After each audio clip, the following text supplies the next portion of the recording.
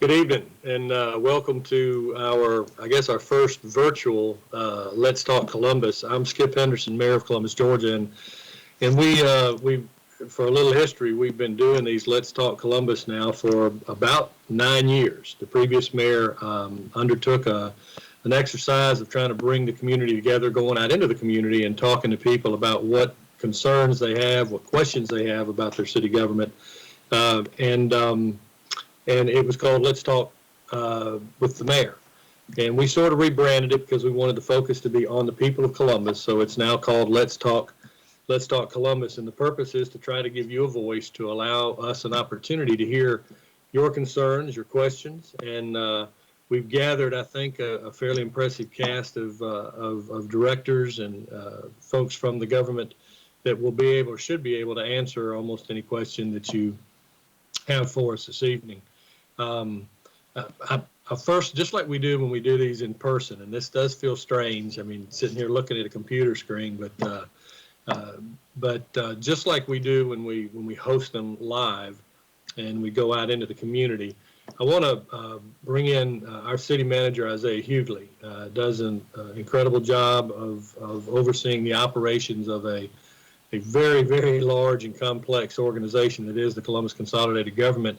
And I'm going to get out of the way and let City Manager Hughley kind of let you know some of the people that are here, and then we'll get started after that. Mr. Hughley? Thank you, Mr. Mayor, and good evening to those out there watching us either by television, YouTube, or Facebook. We are happy to come to you during this unprecedented time to continue the normal operations of the city. Things are going well at City Hall, even though we're faced with the challenge of trying to work amidst a pandemic. We are still practicing all of the protocols outlined by the Center for Disease Control, CDC, or the Department of Public Health. Your government is operational and functional.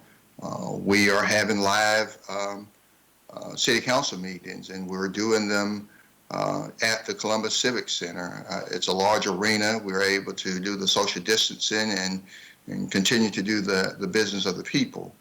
But I'm happy to be here this evening with the mayor to continue the Let's Talk Columbus along with the mayor. We've got a number of city staff on this event with us. We've got both deputy city managers, Deputy City Manager Lisa Goodwin, who handles day-to-day operations, and Deputy City Manager Pam Hodge, who manages planning and development as well as our finances. We've got our City Attorney Clifton Fay on, the Assistant City Attorney Lucy Sheftel. We've got Assistant Public Works Director Kyle McGee. We've got Engineering Director Donna Newman, Parks and Rec Director Holly Browder. We've got our Chief of Police Rick Boren. We've got our Interim Fire EMS Chief Greg Lane.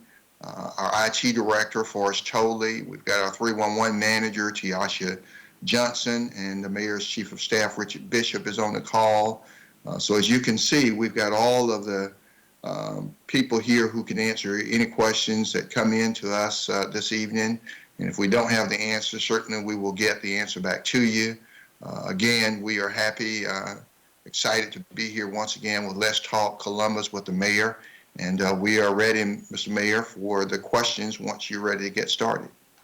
Thank you, sir. We appreciate it. Just to reiterate what the city manager pointed out, we should have the people here that can answer your questions. And if we don't, we will get the question answered. We'll get it posted on Facebook, push it out through social media, make sure that you have an opportunity to get the information that you're seeking. Before we get started, kind of the prelude, I think the city manager talked about the COVID-19 pandemic, and we've given some updates on this fairly regularly, but I thought I'd use an opportunity to start this to kind of let you know where we are. Our numbers are continuing to go up, and we knew they would to some degree, simply because People were moving around a little more freely. As we started to relax some of the requirements and some of the businesses that had some restrictions placed on them, those have been eased a little bit. But we are at 1,113 positive cases. We have had 33 residents of Columbus, Georgia, who've passed away as a result of the virus.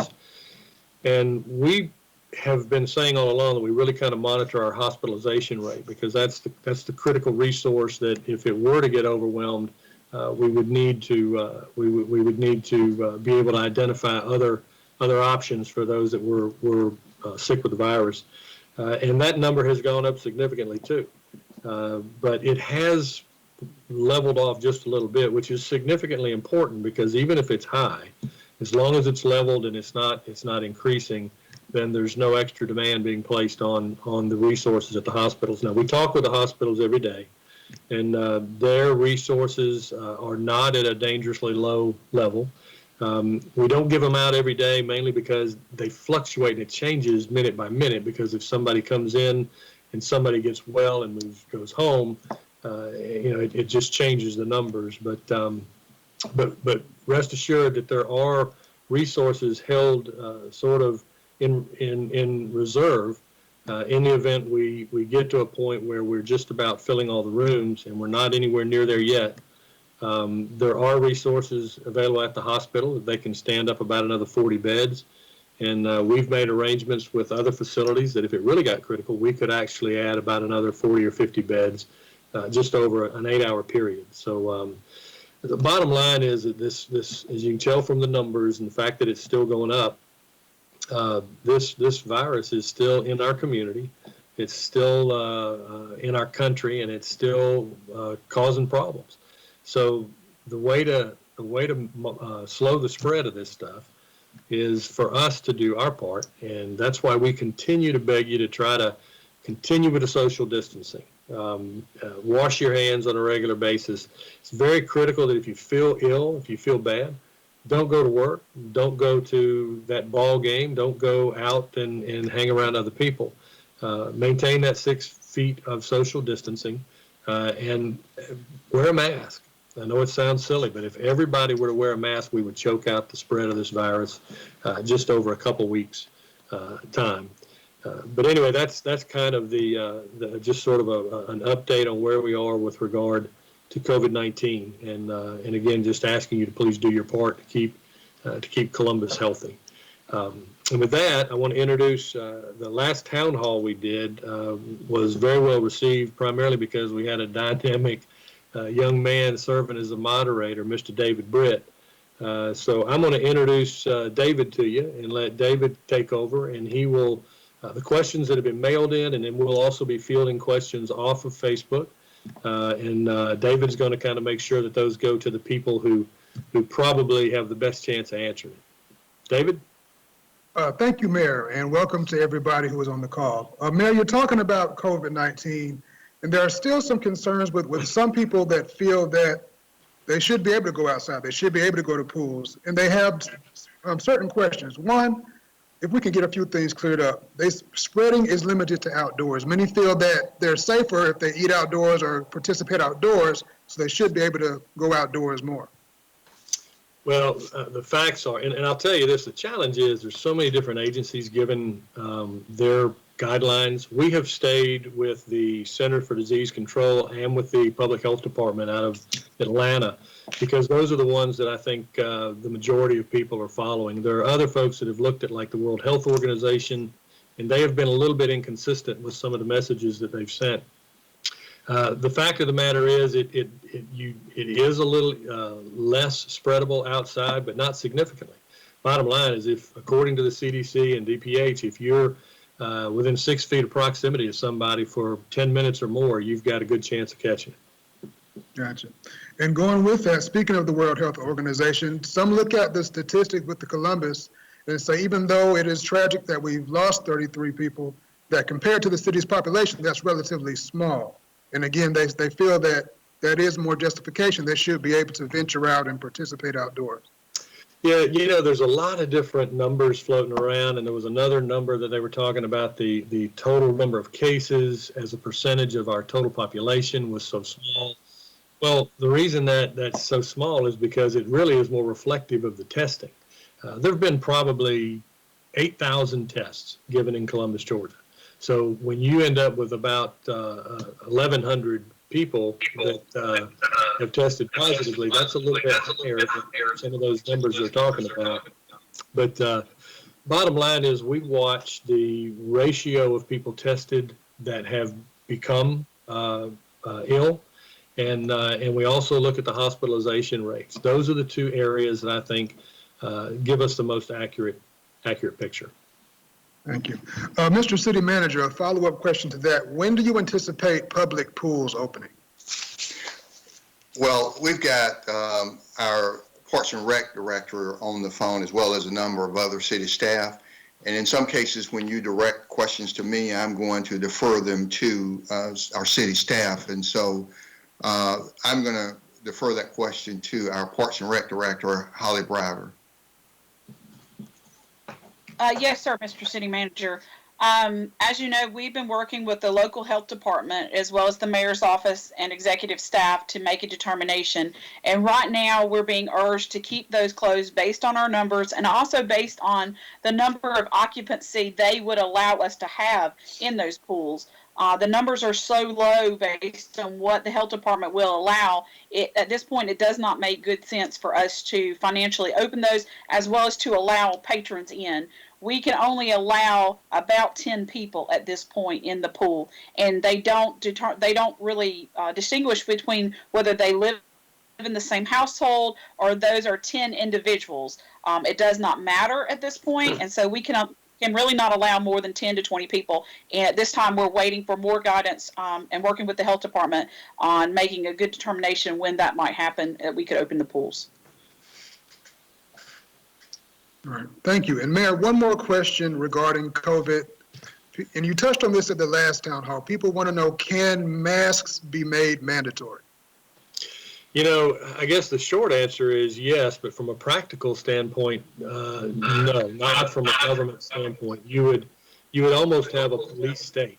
If we passed an ordinance that people had to wear masks, our police officers and sheriff's deputies and marshal's deputies would be out every day trying to find somebody not wearing a mask. Now, my recommendation is if you're a patron of a store, a regular at a store, urge them. Now, they can make it mandatory to come in their stores, and they can control that a lot more, a lot simpler than we can if we pass some kind of sweeping order.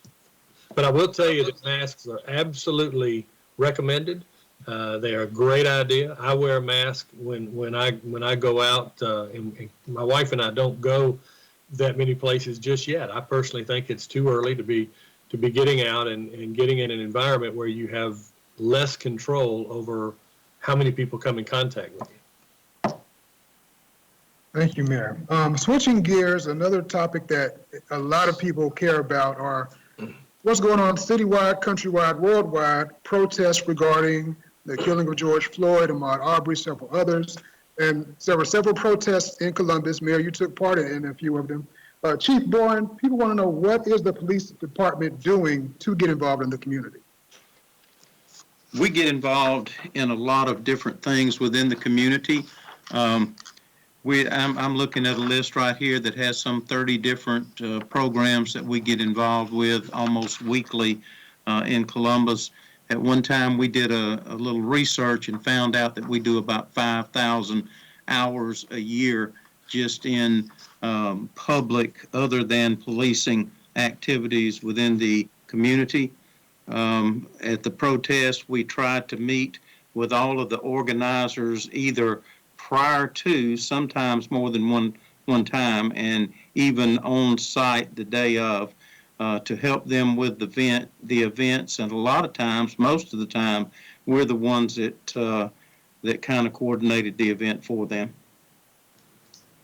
Thank you. Now that the protests are over, what's next? What's being done? What have the police done in response to the protests? And what changes, if any, have been made?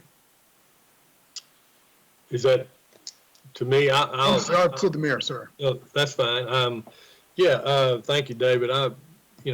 First of all, I agree with Chief Boren. There are a lot of activities that the police department does to try to get involved in the community, try to build a little bit of rapport. I know they've got a citizen law enforcement academy that people go through. There's a pastor's academy. There's different drug fighters that the police partner with and work in some of the areas that have more drug trafficking. And they actually go out there with them and have campouts and march through the streets. They get engaged in neighborhood watch programs. They do a myriad of things to try to get involved. So, and there's always more we can do, obviously, but they do a pretty good job of doing that.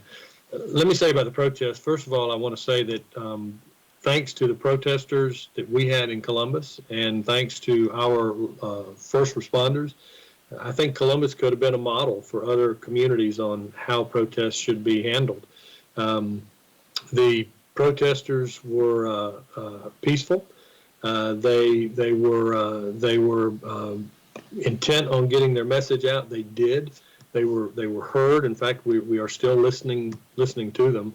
The police department did a great job of making sure that it was a safe event, that the protesters were safe, that the traffic was able to be kept away from interfering with the individuals as they were protesting. And we even had, I know Chief Lang is on here, we even had a couple of individuals that were impacted by the heat at one, and we had 3 individuals that our first responders helped get medical attention as well.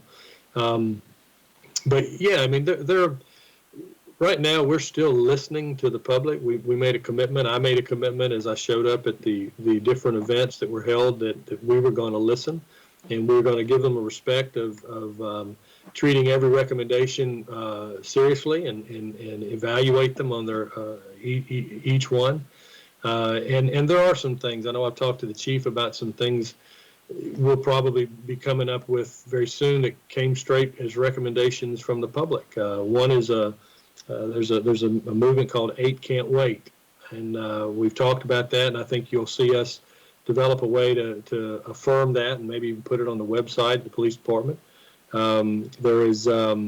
We thought about, from a transparency standpoint, some type of dashboard that shows how many calls, how many arrests, and even how many occasions where there's use of force, just to be transparent. We're working on something with that. And then, of course, we're going to change the way we look at the use of force reports.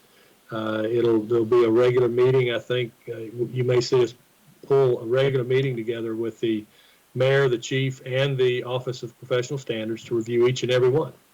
So, and there's likely to be many more. So you're going to see, I think, a few new things come out of some of the protests. Thank you. And Mayor, you spoke about community involvement, and one suggestion that has been made was some sort of citizens review board. Do we have one? If not, why do we not have a citizen review board with some sort of subpoena power? Well, this has been suggested before, and council has never really decided to adopt that as it stood. I'll tell you that it was one of the suggestions, and so it is going to be vetted. We're going to look at it and evaluate it. I think, though, I will say this. I think that perhaps the subpoena power given to that board is not, we'll have to discuss this with the folks that are advocating it, but it's perhaps not as significant as it once was, because open records laws have become very powerful. And as opposed to a subpoena, almost anybody can get any file or anything they need simply by filing an open records request. But we are going to evaluate it just as we said we would. We heard the people that were promoting this, and we're going to take a look at it, and we're going to get back to them with some dialogue and some type of answer. Chief Boren, you spoke about the police department's involvement with the community. Some citizens want to know, how can they get involved with the community, and how can the community get more involved with the police? If they'll contact us at my office, I have a sergeant here, Sergeant Williams, at 706-225-3100, and we'll be glad to talk with them. We'll set them up with appointments. we will include them in some of the upcoming events. All right. Thank you, Chief Bourne. Thank you. Mr. Mayor, has anyone looked into the numbers of instances of police violence in our community, primarily regarding African-American men? It seems that the rate of violence against African-American men is substantially more than any other. Yes, I mean we do monitor that through those the numbers of occasions of use of force. The chief may have better numbers, but I'll give you the best I've got.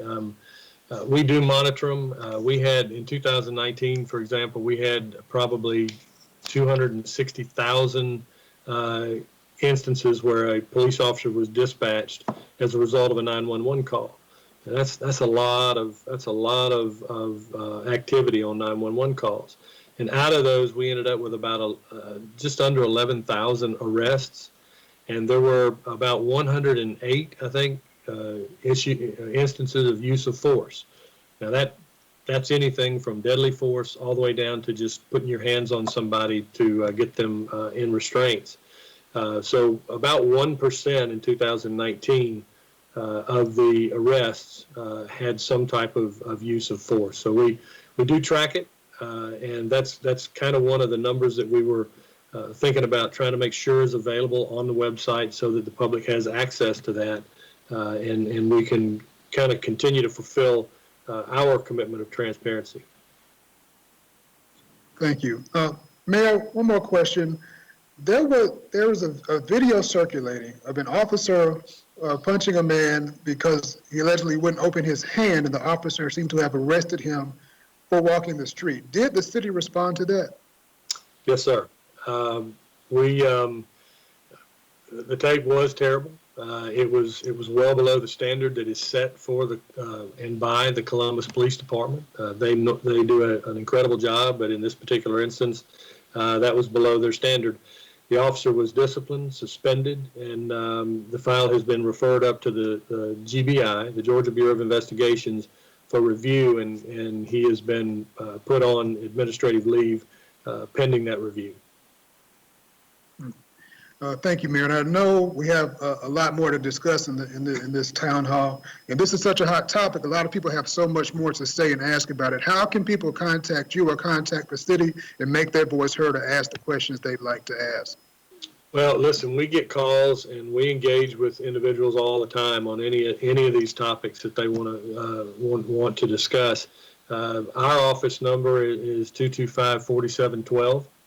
That's the main number in the mayor's office, or they can send an email to the mayor's office and or go to the webpage or even on Facebook. So we offer a number of different ways for them to try to get in touch with us and share their thoughts, share their concerns, because I think one of the reasons I went to all of the events that were held is because my personal belief is that as we move forward, in order for us to move forward, it's going to take a very united yet diverse group of people from this community coming together and engaging in dialogue and getting to know each other, developing an empathy and a respect for one another, so that we can really finally have an opportunity to wipe out racial inequality on all fronts. So we encourage them to be part of the conversation. We're looking for opportunities, and we're going to create opportunities for that conversation to take place. Thank you, Mayor. Mr. City Manager, a question regarding privatizing the ice rink. Can we look into privatizing the ice rink? Someone stated that the city could possibly gain profits from that.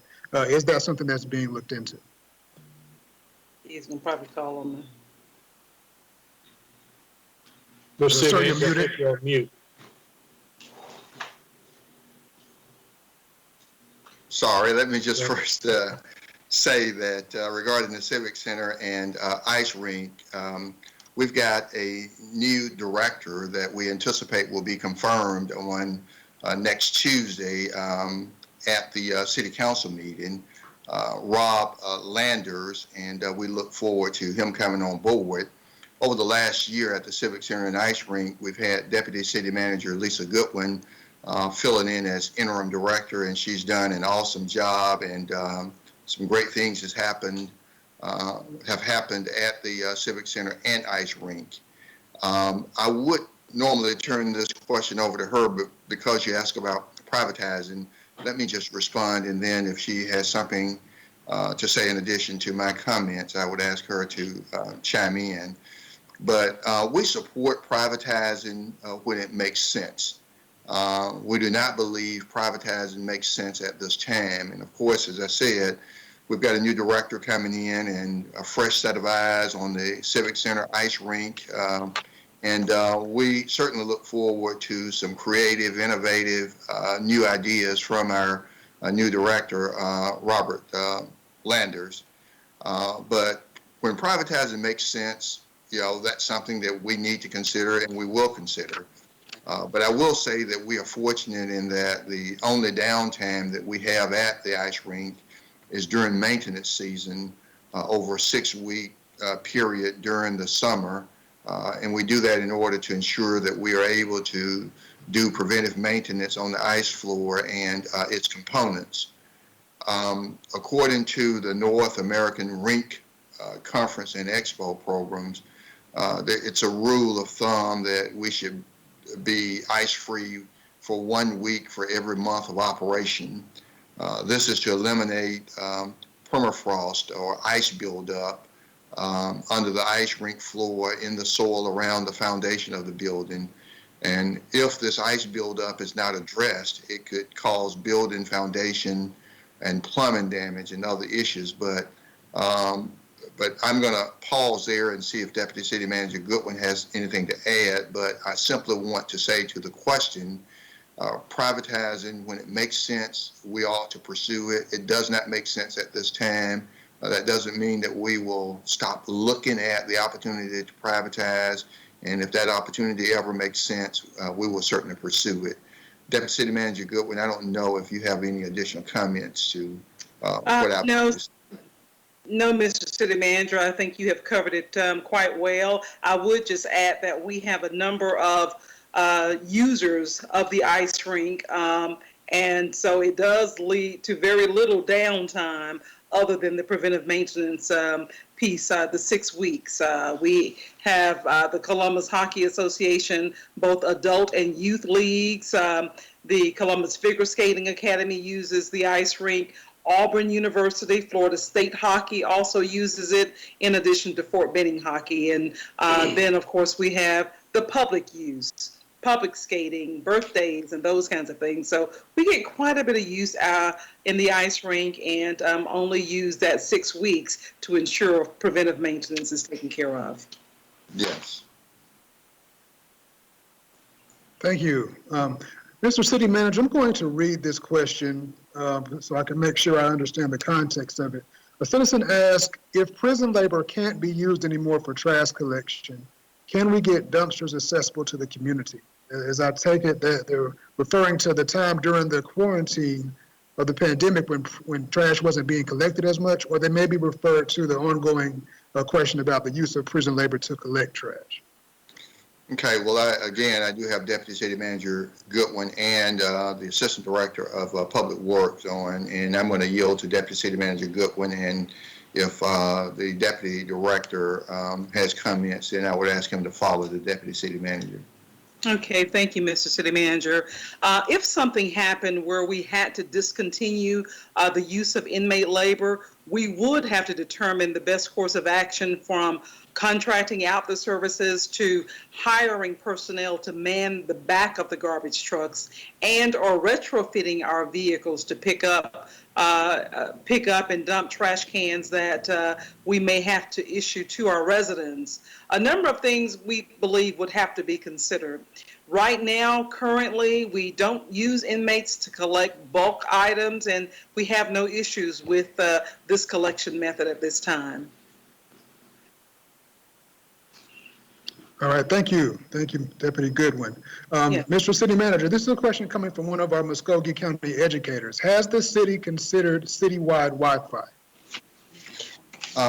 Well, let me just say first, and then I'm going to ask the IT director to chime in. But we've got some cities like LaGrange, and they control or own their own utilities to include cable service and Wi-Fi service. And city like LaGrange, owning its own utility, can have what would be referred to as a citywide Wi-Fi. We've made great stride in creating opportunities for Wi-Fi throughout Columbus. And I'm going to pause there and ask the IT Director, Forrest Tolley, to kind of comment on public Wi-Fi. Thank you, Mr. City Manager. What I'd like to basically say is that public Wi-Fi is available at most of our CCG, Columbus Consolidated Government operated facilities, and that would include our recreation centers, the City Services Center, our senior centers, and the Government Center, the Annex, etc., places like that. What we are doing right now, though, is looking into funding and other funding opportunities to try to expand the footprint of our public Wi-Fi to additional public spaces. And that would include places like maybe South Commons area and places like that.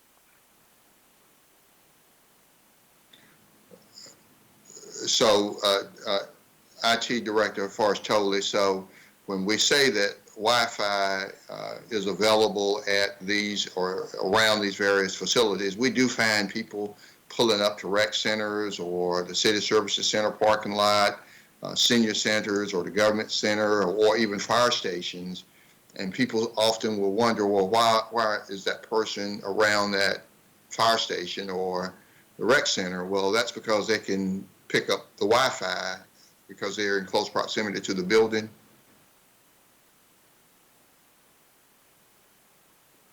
Mr. Tolley? Yes, that is correct. And most of the time before the COVID, we were directing our attention to inside the facilities because there would be a lot of kids in the rec centers and there are a lot of seniors in the senior centers. So it made sense to put our Wi-Fi interior to the buildings. Right now, we're working to put the Wi-Fi exterior to those buildings also. And Yes. again, we're trying to put it in more open spaces so that you can keep the social distancing. But initially, we put it inside because that was the common use, and now we're starting to expand it to the outside. Okay. All right, thank you. Mr. Mayor, another hot topic has been voting, statewide and locally. What happened with voting this past, when voting was done? And what is the city doing to ensure that we don't have similar errors in November? Yeah, listen, this the time that we're living in is unlike any other. I get so tired of the word unprecedented, but it really is. And particularly the pandemic has impacted so many aspects of our daily lives, and it certainly made the training for and the facilitating of casting ballots a chore. So it was sort of a perfect storm. We had you were limited to how many people you could allow in.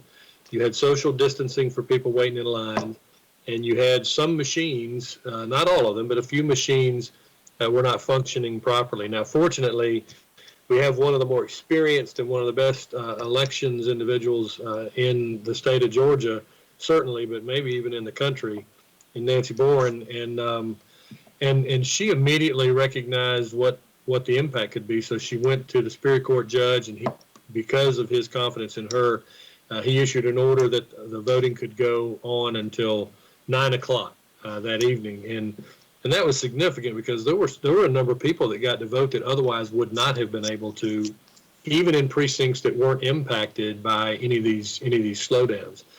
But I can tell you that in speaking with Ms. Boren, she indicated that the runoff that is, I think is scheduled for August 11th. I think that's correct. For a city council seat, actually a portion of a city council seat just through the remainder of the year, is really kind of fortuitous because it gives these managers and these individuals a chance to do some team building and to prepare and go through this exercise again with only, I think, 4 precincts voting in that particular election. And that way, they'll be able to become more comfortable with these machines, and when they do go on the blink a little bit. And she's confident that those issues will be ironed out in time for the November election. But it's still going to be awkward, and people should try to get the early voting done, because there's limited space inside some of these polling places to be able to allow folks in and still socially distance. So we obviously expect it to go much smoother, and I think that, you know, also because of the pandemic, all training for poll workers was done online. It was done by these Teams meetings and virtually. And while that's good, it's not the same as being able to get to know the machine itself as they're in the polling location. So I think some additional familiarity, another run through because of the runoff, should make us better prepared and more familiar with the equipment in order to be successful in November. Thank you. And there was also some confusion with which election was held recently. One of the most notable elections was for the district attorney's office, and some citizens who are Republicans questioned why they were not able to vote for the district attorney in this past election. Yeah, we got a lot of calls on that, and basically it's something that I would love to see change. I don't think it will be in my lifetime, but I think any local office should be nonpartisan. Council and mayor, they are nonpartisan. So in other words, whether you pull a Republican ballot or a Democratic ballot or an independent, those races are on there. However, when you have two candidates for the DA's office and they're both running as Democrats, if you pull a Republican ballot, they're not on your ballot. Likewise with the sheriff. So if there were 3 individuals running for the Democratic nomination for the sheriff's office, again, since they were all running as Democrats, they only appeared on the Democratic ballot. So if you pulled a Republican ballot, you didn't get to vote. And I know a lot of people that typically vote Republican that pulled Democrat ballots because they wanted a say in that local election. But unfortunately, that's the way the two-party system works, and there's not much, if anything, we can do about it locally. Thank you, Mr. Mayor. Chief Bourne, a question from social media. A citizen wants to know, what is CLEA and when does it start? CLDA, and I'm not sure about that. I don't know. EA, CLEA. Citizen Law Enforcement Academy. Oh, okay. I got you. It will start again in October. We ran into the COVID problem, and we had to shut it down because of social distancing and not being able to let individuals ride in the vehicles and participate within the department. And we will start that up again in October, and they can apply with that again by calling Sergeant Williams at 706-225-3100, and they can fill out the paperwork. And the ones that we had to break up in the middle of a class, we will continue that class. Chief, you may want to tell them a little bit about what that program is and what they'll go through as citizens. They'll go through 17 weeks of basically being with the department on Thursday evenings. So Thursday evening from 6 to 10, they will be here at the police department. They will receive training in each bureau within the department. They'll be offered the opportunity to ride in a police car, see the county jail, and even do the shoot, don't shoot scenarios within the department. So they'll get a taste of everything a police officer has to do in order to work the streets of Columbus. All right. Thank you, Chief Bourne, for that. City Attorney, Mr. Fay, can the city enforce restrictions on slumlords in South Columbus? Well, David, thank you. Let's start with the state law. A lot of this is governed by landlord and tenant law and the state property code. If someone is a tenant that has a dangerous condition or something that's not functioning properly, they need to report it to their landlord or the property management company that they deal with. Under Georgia law, a landlord must keep premises in repair.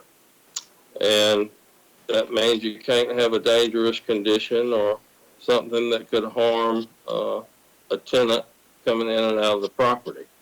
If you've got some dangerous foundation issues or roof issues or things like that, you certainly can call our local officials like the building inspector at Inspections and Codes. And their main number is 706-653-4126. And they'll take a look at any building code issues. And a lot of our property managers and property owners that rent to folks are members of the Columbus Board of Realtors. And they work very closely with tenants all over town. The Board of Realtors' main number is 706-323-1701. And of course, people, if they have a particularly serious complaint, they can call the Board of Realtors. I'm sure they'll look into it. Other disputes that arise, are private disputes between landlord and tenants, and tenants who really feel like they need some help with a particular issue can also call Georgia Legal Services, and they are downtown. They do a great job of helping folks all over town with various issues, landlord, tenant, domestic issues. They're at 706-649-7493. But really, it starts off with the state law and then trickles down to our local officials who can certainly clean up and cite people for building code violations and things that are dangerous. David, if I could jump in and kind of dovetail on that, just another thing we're doing from a practical matter. We had launched an initiative last year, and again, like so many things, the coronavirus has sort of slowed us down a little bit, but we're getting to gen back up. One of our initiatives was to focus on housing and make sure that people had an opportunity to live in quality housing in neighborhoods they could be proud of. And we've actually had one meeting, and we had another meeting planned, and we had to cancel it, with some of the landlords that do a lot of business in some of the areas with higher levels of poverty. And we were beginning to work, and we're continuing to stay in touch with some of these landlords and trying to bring them to the table to help us work out some of the issues that some of the tenants seem to have. We're also working on some tenant education pieces that are going to be able to let them know exactly what the city attorney was talking about, and that's what their rights are, and the fact that they do have rights as it applies to renting a piece of property. So we hope to get that kicked back off. I just wanted to kind of throw that in as sort of a practical piece. Thank you, Mr. Mayor and Mr. City Attorney. Attorney Fay, could you just briefly recap those agencies that you said that tenants should reach out to if they're having issues? You said the Georgia Legal Services, Columbus Board of Realtors. Yes, the Georgia Legal Services Office is 706-649-7493, and they can help with lots of issues. If not, they can certainly make the appropriate referrals. The Columbus Board of Realtors Office is 706-323-1701, and our City Inspections and Code main office number is 706-653-4126. That's building code and similar issues. All right. Thank you for that, Mr. Fay. Mr. Mayor, another question regarding South Columbus. Now, citizens, we're happy we finally got the Walmart there, but wanting more restaurants, more access to some of those things that are in North Columbus. How can the citizens of South Columbus enjoy some of those closer to home? We've been working on that for a long time. The fact is that the decisions on where to put a location is driven by market data that's accumulated by those organizations that own those businesses. Now, we do have some things we can do. One is everybody needs to be counted, to fill out the census. Because when they look at demographics and when they look at the number of people that live in certain areas, if we haven't gotten a good count, then they may pass on an area that they otherwise might have been interested in. Another issue that we've got to deal with is they're looking at the economic viability of those areas. And we know we've got some areas in Columbus, Georgia, that the poverty rate is just too high. And so we're working on that from the mayor's office by attacking some of the kind of the columns that undergird, that kind of support poverty, things like work skills that we're trying to help people who are 18 to 24, not in school and don't have a job, trying to make sure that they are able to be employable. We're talking about the housing that we talked about. We're working on violent crime in Columbus, and we're working on health, because if people don't have access to healthy foods, it just perpetuates the impoverished situation. But the other thing that we can do as a city that we have been doing for the last several years is showing that we're committed to improving South Columbus, to attract some of these businesses by investing our money into these areas. We've put Deputy City Manager Pam Hodge probably can give you the exact numbers, but it's been $300+ million into streetscapes, roads, infrastructure, new connectors to I-185 to open up pathways to entice people to open more businesses in those areas. So we're going to continue to do our part as a government to show that we are committed to attracting people down there. But we need the residents' help. We need them to fill out the census, and we need them to help us help create an environment where we are getting people out of poverty. Thank you for that, Mr. Mayor. And Mr. City Manager, another question while we're on this subject of South Columbus, and this one is about the potholes. Why does it take so long to fill potholes in South Columbus? It makes the citizens feel that they're not cared about as much. How do we address that? Well, and again, I've got the Public Directs Deputy Director on, and I'm going to defer to the Deputy City Manager and the Public Works Assistant Director in just a second. But I do want to just do a shout out, if you will, to let a couple of citizens know that we're following social media even as we talk on this in this meeting, and we've got city councilors watching by or watching either CCG TV or on Facebook. But Julia Anna and Anisha Landry commented regarding Wi-Fi, and Julia Anna indicated that we need low-cost Wi-Fi throughout Columbus, and Anisha Landry indicated that we need Wi-Fi citywide for students, and so we want them to know that we're listening, and we hear them, and we're recording it, and we're going to continue to work to make the situation with Wi-Fi a little bit better. And so with that, would you just state the question again, Mr. Britt? Yes, sir. It's regarding potholes. Why does there seem to be so many more potholes in South Columbus? Why does it take so much longer for potholes in South Columbus to be filled? Well, I said I was going to defer, but let me just make something very clear here. There is no difference in the number of potholes on the south side versus the north side, but for the roads are newer because on the north side, because the north side we're still developing the north side. In other words, you go to the Panhandle or in the northern portion of Columbus, there's still development. So the roads are new because there were never any roads there before. And on the south side, though we're resurfacing, many of the roads are older, and so you're doing more maintenance maybe on the south side on roads than you are for newer roads on the north side because of new development. But I want to be clear that there's no difference in the length of time to fill potholes on one side of the city versus another side of the city.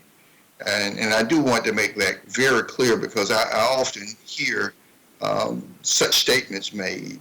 But if I determine as city manager that one area of our city is treated differently by our city staff than another side of our city, and it's done intentionally, there would be a significant emotional event for that staff person or that decision maker because they would not be able to work for the city or be employed by the city, because I consider that a discriminatory practice, and discriminatory practices will not be tolerated in our city government.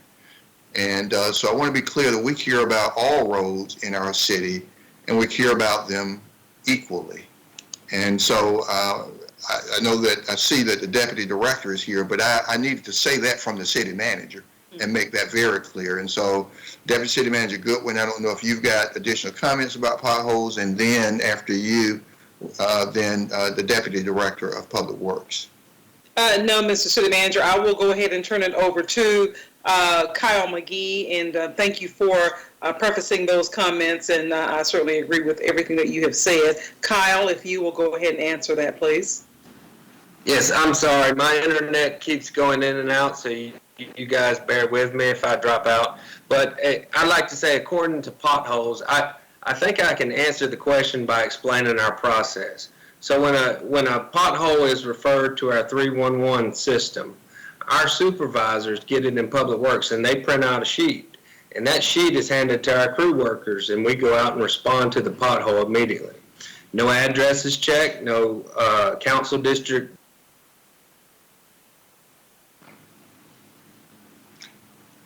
And I do know that Mr. McGee is having problems fading in and out, but I think the point that he's making, that we don't check to see which council district it's in, we don't check to see if the street is on the north side of town or the south side, east or west. It's treated in the same way no matter where that request that goes into 311 comes from. And so that is basically how we deal with potholes, and any thought that we deal with one side of town or give that side of town priority over the south side is a myth. It's fiction, and I don't think anyone want to risk their jobs with such a practice, because we would not tolerate it. So I just want to make that very clear. And Mr. City Manager, you may want to mention the 311 app that will make it easier for folks to be able to report potholes. Yes, and I'll defer to the Deputy City Manager for that. The 311 app. You're on mute.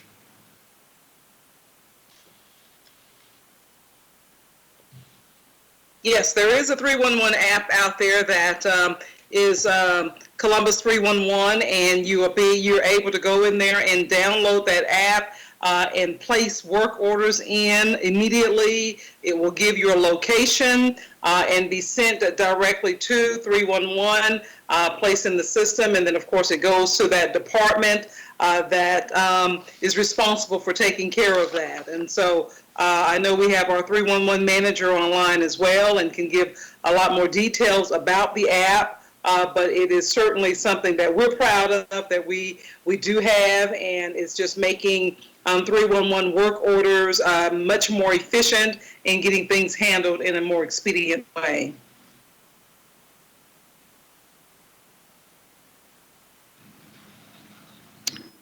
Thank you. And just for a brief recap, we've touched on a lot of things that the community can do to get involved. We talked about representation through being counted in the census, that community can get involved with the Columbus Police Department, and there are several opportunities to do so. And also, as we just stated, if you have any issues as far as with potholes, you can download that 311 app and you can be heard that way. There's also a question from the citizens: how can they volunteer to be poll workers? Mayor, if you could answer that. Yeah, I mean, absolutely. All they need to do, I believe, is just contact the boards of election registration. And I don't have the number here in front of me, but I think you can call 311 and they'll give you the number or patch you through. Okay, thank you for that, Mr. Mayor. And just as a time check, it is now 6:55 and we're going to 7:30, and we are still taking questions from social media. Shifting to Uptown, Mr. City Manager, the question: why can't the city work with Uptown to get the wayfinding signs redone? I'm not familiar with that, but perhaps you are. Yes, and I'm going to defer that question to Deputy City Manager Hodge. I believe she has worked with wayfinding signs, but I will say that most of the signs in the Uptown area were installed as part of a public-private partnership, and they are not specialty signs, and the staff does not have the capability of making them in-house. And we do have funding constraints, so the main focus is on maintenance of regulatory signs, those associated with laws and ordinances, and warning signs primarily for safety concerns. But wayfinding signs in Uptown, I will say, have been a public-private partnership. Uptown Columbus, along with some other nonprofit agencies, have worked together to try and improve wayfinding signs through the Uptown area. Deputy City Manager Hodge or City Engineer, I don't know if you have any additional comments to make to that, but we do know that there have been a number of public-private partnerships, and we are moving in the right direction with wayfinding signs.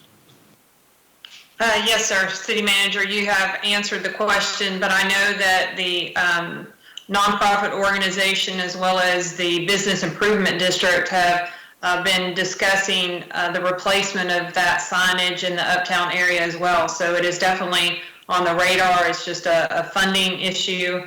And as you stated, our individual department in engineering, they maintain signs for safety signs, those speed limit signs, stop signs. Those are what's handled by the engineering department and not necessarily specialty signs, but it is on the radar for us to work with Uptown and the bid district to find a way to make replacement of those signs. Sure, thank you.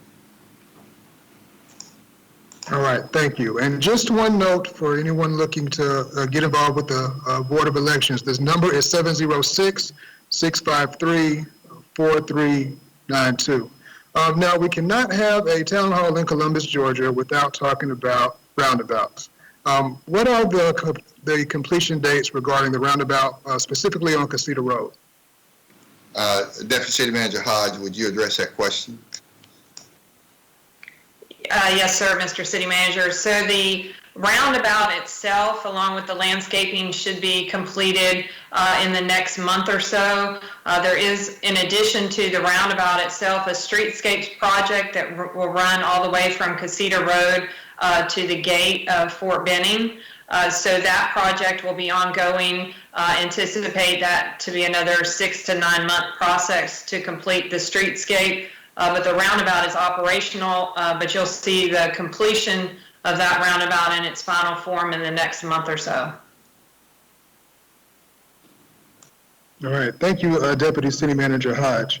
Mr. City Manager, a question regarding parking in downtown or uptown, depending on how long you've been in Columbus. What is the situation with parking, and will parking be addressed to make it golf cart friendly? Deputy City Manager Goodwin, would you address parking in uptown and golf carts? Okay, absolutely. We currently have an ordinance that was passed by council in March of 2015 that allows for the use of personal transportation vehicles, or PTVs, which are in essence golf carts. Those PTVs, they must be properly registered and licensed by CCG prior to the operation on any of our public streets, and right now it's particularly in the uptown area. A permit and or decal must be purchased from the finance department at a cost of $15 every 5 years, and it must be affixed to that vehicle as proof of registration. These PTVs are subject to parking and traffic laws like any other vehicle, and so certainly we do want to make it uptown and the use of golf carts friendly PTV services right there in the uptown area. And so that's kind of hopefully I've answered that question. Yes, ma'am. Thank you. Okay. Mr. City Manager, and we talked about signs a little bit, but there's a question about missing street signs. Are you familiar with any area where street signs are missing? Is someone checking that? And how do citizens go about reporting it? Well, I will say that we do rely on citizens to help us in reporting things like missing street signs. And 311 is the number to call, and we urge people to call 311 to report not just missing street signs, but for any other issues or concerns that they see when they're moving about throughout the community. I am going to ask the engineering director to talk about signs, missing signs, and what they do, how they address that. But we really call on the citizens to help us. We require our employees, as they drive around the city, they have radios and they have the new 311 app.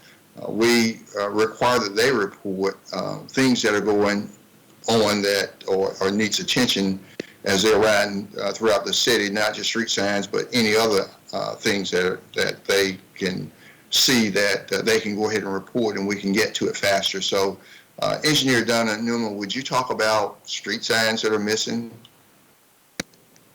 Yes, sir. I'd be glad to. As you said, a lot of times when residents report missing signs, when we go out to check into that to see what signs are missing, we'll look in other parts of that same neighborhood and see if there's any other signs missing, damaged, faded, that need to be replaced, and we will replace those all at the same time. Another method we use is when we do the neighborhood improvement programs, where we go in a neighborhood that's run down, experiencing crime, and all the city departments go in. That's one thing that we do in that area to help refresh the neighborhood, is we typically go in and replace most all of the signs so that they're not damaged, not faded, look new, just something to kind of lift up the neighborhood. But we do depend on our citizens to report signs to us. We have over 11,000 signs that we're responsible for maintenance on, and so obviously with the limited staff, we just can't get to all of those, but we do try to look at the area when we're out there replacing the reported signs. Thank you. And while we're on the subject of streets, there are a few projects that citizens are questioning the estimated time of completion. One being the spiderweb on Buena Vista Road, on Brown and Martin Luther King, and as well as the Warm Springs Road widening project.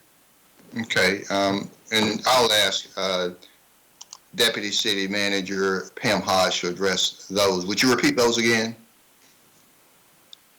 Sure, that's the Warm Springs Road widening, Brown Avenue and Martin Luther King, that intersection, as well as the spiderweb on Buena Vista Road. Okay, thank you. Yes, sir. So the Warm Springs is Tallton Road. That is a GDOT project, and we anticipate that project to be completed in 2021. The signals on Brown Avenue and MLK, we did have some delay in ordering those materials for that intersection and the replacement of the signals at that intersection, as well as another one along MLK. So those have been ordered, and as soon as we have the materials on site, those will be replaced. So that project is not completed. The last one on the spiderweb, we have awarded the contract for phase 1 of the spiderweb project. That will be construction starting in the next month. We've just awarded that contract, so that will be an ongoing project, and that will be multiple years for completion. The first phase is on the west side of where the actual bridge over the railroad will take place. So you'll start to see some activity in that location in the next month. All right, thank you for that. Deputy City Manager Goodwin, how is handicap garbage collection handled? That's a question from one of our citizens.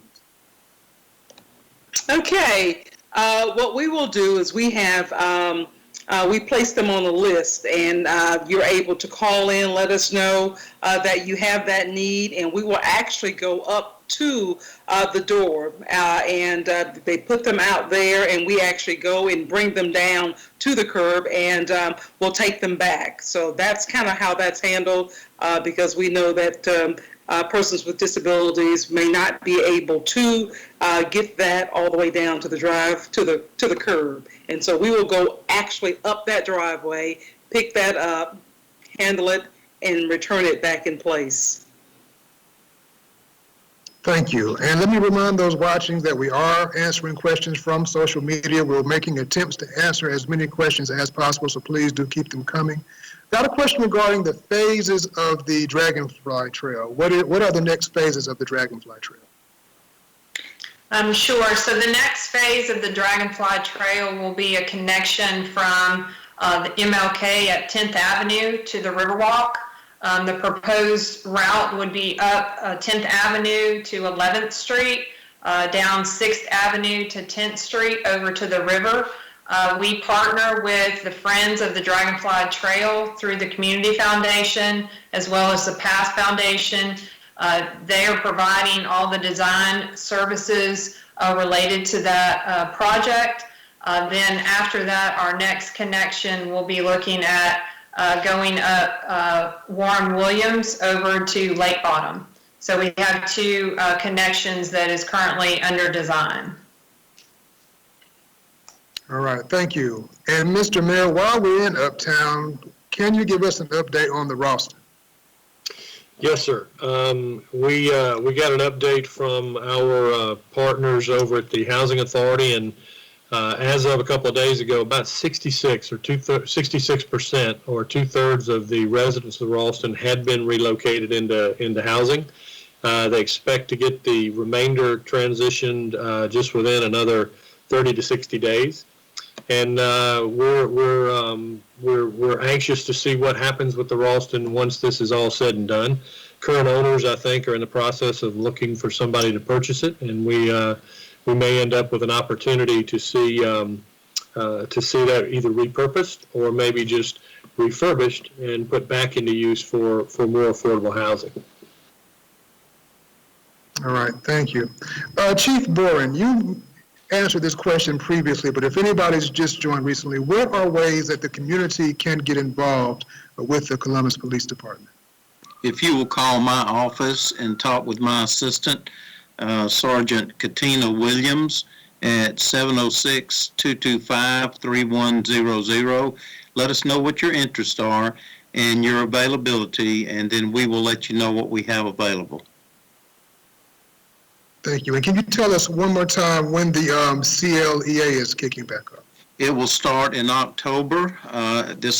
We had to cut the last class that we had short because of COVID and shutting the department down for groups of individuals. And we will get those individuals back, finish that class, and then start a new class in October. Thank you. And as we continue to get questions from our citizens, Mayor or City Manager, are there any updates on stimulus money for COVID-19? How can citizens get more information on that? Well, I'll defer to the City Manager. He stays on top of that a little better than I do, but I will tell you that we're still hopeful that there will be a number of different options available under the CARES Act, some of that money may or may not, depending on how they designate it, may or may not be able to be used for businesses and individuals. Mr. City Manager? Yeah, Mr. Mayor, I've got on the city manager's agenda for Tuesday, Deputy City Manager Lisa Goodwin, who has been working with a team that I appointed, and to include Deputy City Manager Hodge and our Finance Director Angelica Alexander. They are going to be coming to City Council to outline a strategy, a plan to make sure that we don't leave any monies on the table. They'll be coming to council next Tuesday. But Deputy City Manager Goodwin, you may have some comments, but you are following it very closely, tracking it, and we do have a strategy plan that you will tell more about next week. But did you have any comments that you want to make about the CARES Act? No, Mr. City Manager, I think you have kind of covered it. I think the only thing that I would say is, of course, that we are expecting the city's first phase reimbursement or funding, shall I say, not reimbursement, but funding of the CARES Act before June the 30th. And so we are looking to get more information out there, and we'll do that on Tuesday. Sure. So I would ask that those, whoever asked a question, to tune in to City Council meeting on Tuesday. There's going to be a PowerPoint presentation and discussion. The mayor has led the way in this, and he called me as recently as last Friday, and we gave him a report this morning, and part of that report is that we're going to update the City Council at Tuesday's meeting. And so stay tuned. We're working on it. There's a lot of money out there, and we just got to make sure that we collect every available dollar for the Columbus community, and not just the city government, as the mayor has pointed out to us, but hospitals and nonprofits and all who have been involved in where there's been expenses due to COVID-19. All right, thank you. Chief Boren, this is regarding street gangs. What are the police doing about street gangs in our community? We have a group of individuals with our department that is working street gangs. We have patrol officers that work street gangs. We have detectives that work street gangs. And we also have a special enforcement group that works street gangs.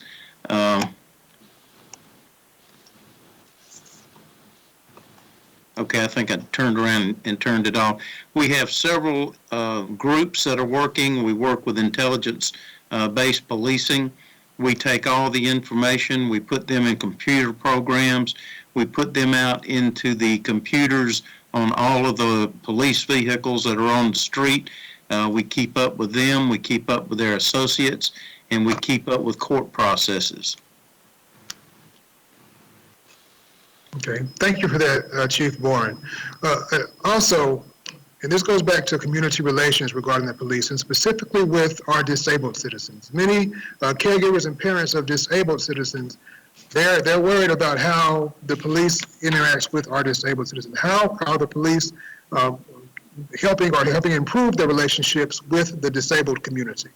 We have different programs scheduled with our groups here within the department. We go out, we train some of them with ticket writing and things like that for us.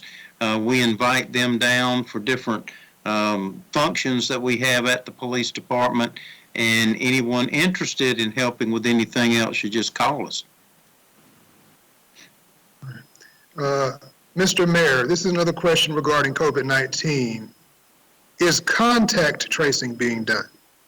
Yes, it is. It's they're doing more than we were able to do at the very beginning. The Department of Public Health has been handling that, and I think I don't remember when. I think it was just a month ago maybe that they have started using call centers. So initially, all they were able to do was just do that first layer. If you tested positive, they would be able to contact the people that you remembered coming in contact with. But now, because of a little bit more aggressive contact tracing, they're actually able to find out who those people were in contact with as well, and do a little bit better job of putting people on notice. I will remind folks that the health department is testing every day. They've changed the hours because of the heat. because they do it outside behind their building on Comer Avenue. And they go from 7 in the morning to 11 in the morning. And it's free testing. And what I would urge you to do is if once you get tested, you need to stay at home until you get your results so that you'll know if it's safe to go outside and be around other people. All right, thank you, Mayor. And just as a time check, we have about 15 minutes left. Deputy City Manager Goodwin, is the city working with Georgia Power on their electronic vehicle charging station program for electric cars? We have certainly worked with them, and they have been instrumental in providing a fast charging station for us there on 11th and Broadway. And so we have been working with them for a number of years on that program. And right now, that's the only charging station that we have that has been provided to the city. But of course, we are looking for additional opportunities. And so we continue to work with them. All right. Thank you, Deputy City Manager Goodwin. Also, Deputy City Manager Goodwin, the Civic Center has been closed for a while, but as I said, we are anticipating more concerts, more events, more things coming later on in the year. Could you talk a little bit about that? Well, of course, right now we are not having any large gatherings at the Civic Center nor at the ice rink. We are continuing to get that direction from our mayor, and so once he has gotten to that point where he has decided that we are able to go inside our facilities for large events, then we will absolutely do that. So right now we have one of the first event that we actually have on the books that's scheduled in terms of like a concert is in September, and so hopefully our numbers will continue to or get better and do better, and so we're just waiting for that direction from the mayor at this point. So, all right. Thank you. Mr. Mayor, going back to a question about the protests that took place, there's a report that there were 20 protesters arrested. Can you talk about why those protesters were arrested? Well, Chief Bourne may be able to fill in any gaps, but that happened on the very first protest. We had a group that let us know they wanted to protest but did not get a permit. And despite not having the permit, the police department actually facilitated a very safe and successful protest for these individuals. They did meet ahead of time with the organizer and kind of lay out a few guidelines, and all had to do with safety. And it was very successful. In fact, they thanked the police from the podium for their participation and their assistance in helping them remain safe. After that protest was over, another one sort of popped up, and even though they didn't have a permit, the police continued to make sure they had safe passage, encouraged them to follow the same guidelines, and gave them a specific boundary and request based on safety, that they not get into the busier intersection of 13th Street and Veterans. And after 3 warnings, a number of the protesters did step out into the road, creating a hazardous situation for both the motorists and also for the protesters. And so that's why the police had to enforce that law. All right, thank you, Mayor. And just to recap, the 311 app, Deputy City Manager Goodwin, one thing that we said it can be done is you can report things like potholes. When citizens download, first, how do citizens download that 311 app, and what are some of the other things that can be done on it? And Deputy City Manager, why don't we defer to the 311 manager, Tiasha Johnson. Okay. Yes. Hello. Yes, citizens can download the Columbus 311 app from the Google Play Store or Apple Store. Just simply go to your search bar and type in Columbus 311. On the app, after it's downloaded, citizens are able to submit a service request. There's also a knowledge base articles that is placed there for citizens to get general information. Citizen is able to view the council agendas each week, and also is able to live stream CCG TV. There's also career opportunities that citizens can go and view. Our holiday schedule is also uploaded on that app. If you have any payments for Recorder's Court or when after school program was active, you can also submit your payments with the before and after school program. There are several things on the app, and again, you just simply type in Columbus 311. All right, thank you. And again, just another time check. We have about 10 minutes left. Mr. City Manager, this is a question for you. What type of infrastructure is the city investing in South Columbus? Well, we have invested and we continue to invest in South Columbus. And you heard me mention earlier, in terms of road projects, when we deal with North Side, we're dealing with those roads that are going in as new projects go in. On the South Side, we're going in and we're recreating and reinventing the road system that's there because of the age. But we've invested, and I'm going to call on Deputy City Manager Hodge, but we've invested more than $329 million citywide in roads and infrastructure projects. And the majority of that money has been spent on the South Side, and it's not because we're putting more attention on the South Side necessarily. It's because of we're dealing with aged roads and roads that need to be upgraded because they're roads that are no longer meeting today's standard, if you will.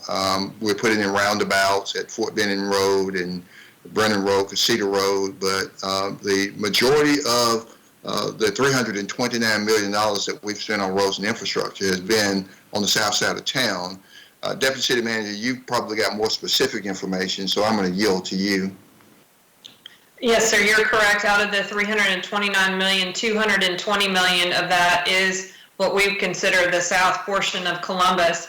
That includes the I-185 Casita Road interchange, a $58 million project, the Spiderweb project, a $48 million project, the interchange at I-185 and Buena Vista Road, that's a $40 million project. The 185 Custer Road US 27 interchange was a $40 million project. Fort Benning Road roundabout and streetscape, $17.5 million.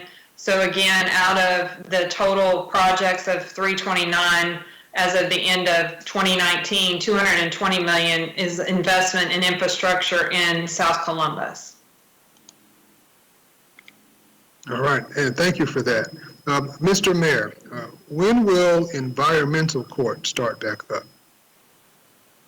Wow, David, I know that the Supreme Court has pushed back those dates again. I think the city attorney is still here, and if he is, I'm going to defer to him. Clifton is, yeah, here he comes. Mayor, there's still a statewide declaration of judicial emergency that runs through July the 12th, I believe, and so mid-July at the earliest, I would think you'd see any normal operations in some of our small claims courts and recorders courts. For now, they're trying to operate with a very small staff and, small groups of defendants or plaintiffs that might have an issue in their court. Some of them have moved to bigger space like the Civic Center, but it'd probably be mid-July before we see anything close to a normal court operation. Thank you. All right, thank you. Mr. Mayor, I have a question regarding public art. What are your thoughts on public art? I think we've seen we've seen an increase in interest in providing more art, and specifically public art in different parts of our community. I love it. I think it gives each different area a sense of place, and some of the works that people have done have been just amazing. So I hope we continue it. Matter of fact, we have talked about, and I know there's a move going on within a couple of organizations from the philanthropic side to try to continue to urge more people to get involved in that. We've had a sort of an upswell in the number of artists in our community, and they're just incredibly talented. So we will, in all likelihood, we will push and do everything we can to see that continue. Thank you, Mr. Mayor. And we've got about 5 minutes left. Just to do a brief recap on COVID, because there are still questions about that. Once more, where are we with COVID? What are the numbers? What can we all do to stay safe? Thank you, David. Yeah, I guess we'll end the way we started, and that is by urging people to continue to socially distance themselves, wash their hands, stay home if you feel bad, and certainly wear a mask. Our numbers have edged up as we knew they would because people are moving around more within the community, but we're not out of the woods. I mean, it's not over. The pandemic is not just ended. We have over 1,100 positive cases in Columbus. Over 33 individuals have passed away here in Columbus, Georgia, and we continue to see the hospital rooms at a pretty high level. So it's not over. And our message, I think, to the citizens is that the one weapon that has been proven successful against the COVID-19 virus is, in fact, us and our ability to exercise our judgment so that we stay 6 feet away from everybody, that we make sure our hands are washed almost fanatically, do it several times a day, and just be smart. If you must go into some of the environments that create a more dense gathering, try to stay in an area where you still have that distance. I mean, that is flat out the only way that we're going to be able to slow down the spread of this virus. And frankly, there's already a significant financial impact as a result of this medical emergency. And the objective is to not allow that financial impact or the medical piece to kind of catch fire again and begin to do more damage to our residents and to our economy. Thank you. And another recap on voting. When is the next election that will be held, and what will be done to make sure that we don't have the issues that we had with our previous election? Yeah, again, it was a perfect storm because of the virus. People couldn't train in person. They were doing it digitally. And some of the machines didn't quite function, and the newness of them made it kind of difficult, as did the social distancing and limiting number of people coming in.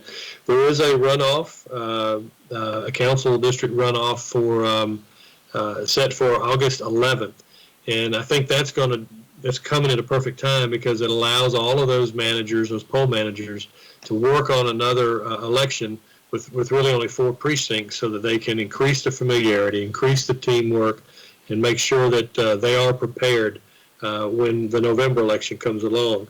Again, I can tell you that the commitment of our elections folks is they're going to make sure it goes as smooth as possible. And if there are hiccups, they're still going to get it done to make sure that everybody's vote is counted. All right. Thank you, Mayor. And one final recap. After the protest, what is the city doing to improve community relations? And again, how can the community be more of a part of the police force? Well, as far as improving communications, I can tell you that there are dialogues already beginning. There are different groups that are pulling together. Some are faith-based leaders, some are community leaders, and they're starting to have those conversations. And right now they're focusing on creating a format that would allow massive amounts of people to be able to engage in the conversation and still do so in sort of an intimate environment so that they can share their thoughts and begin to gain some understanding and some empathy for one another. I don't know that it's going to end up being like on the table, but that was a great format for being able to allow a lot of people express themselves in relatively small groups and then bring those thoughts and ideas back to the larger group. So it may look like that, but there's a lot of activity right now with people trying to engage in those conversations, creating the dialogue, and keeping that energy going. All right, thank you, Mayor. And with that, we had one more question specifically regarding de-escalation tactics regarding the police. And after that, I'll just turn it over to you to close us out.